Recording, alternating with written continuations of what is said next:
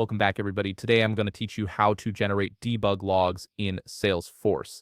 Debug logs are essential for troubleshooting issues and understanding what's happening behind the scenes in your Salesforce org. Let's walk through the process step by step. First, look at the top right corner of your Salesforce screen and click the gear icon. This icon is your gateway to all administrative settings and configurations in Salesforce. Once you click it, a drop-down menu will appear with several options. From that drop-down, select Setup. This takes you to the Setup area where you can manage all aspects of your Salesforce environment, from user permissions to system configurations. Now that you're in Setup, you'll see a Quick Find box on the left side of the screen. This search tool is incredibly useful for quickly navigating to specific settings. Type debug logs into the Quick Find box.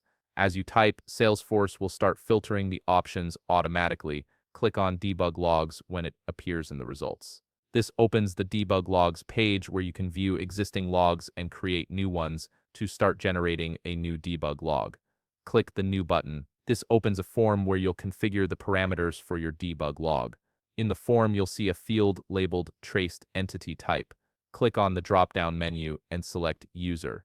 This tells Salesforce that you want to monitor the activities of a specific user account. Next, move to the Traced Entity Name lookup field. Click on it and select your username from the list. This ensures that Salesforce will capture all the debug information related to your user's actions.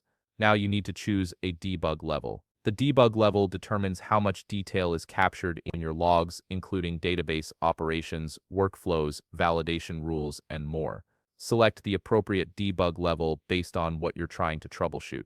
After selecting the debug level, set your start date and expiration date. These fields define the time period during which Salesforce will actively generate debug logs for your user. Be mindful of the expiration date, as logs will stop generating once it passes. Once you've configured all these settings, click Save. Your debug log configuration is now active and ready to capture information. Here's the crucial part. Now you need to perform the actions or transactions that are causing the issue you're trying to troubleshoot. Navigate through Salesforce and recreate the problem. Every action you take during this period will be recorded in the debug log. After you've reproduced the issue, it's time to retrieve your log. Return to Setup and type debug logs into the Quick Find box again.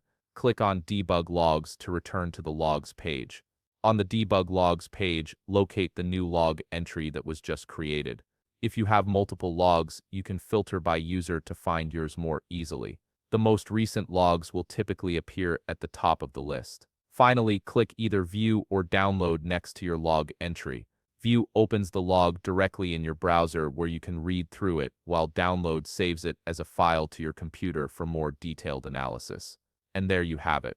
You've successfully generated and retrieved debug logs in Salesforce, giving you the detailed information you need to diagnose and fix issues. If you found this video helpful, please leave a like, subscribe, and see you in the next video.